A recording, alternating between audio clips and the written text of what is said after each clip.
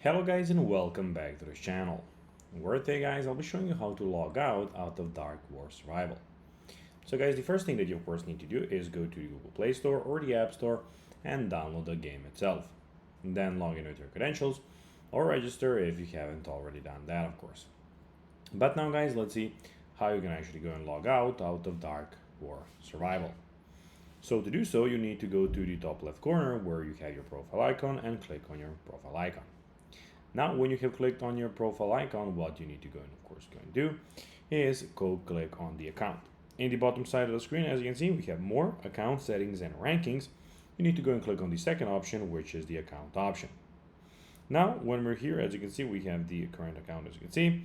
And here you can of course go and switch accounts, which is basically how you can actually log out from one account and go into another. So basically click on switch account. And then of course you can put in the email and of course as you can see, enter email address here, click login, and you're going and get to the other account, and you'll be logged out from the account where you are at the very moment. If you don't see the switch account option, link your current account to an email first to avoid losing progress.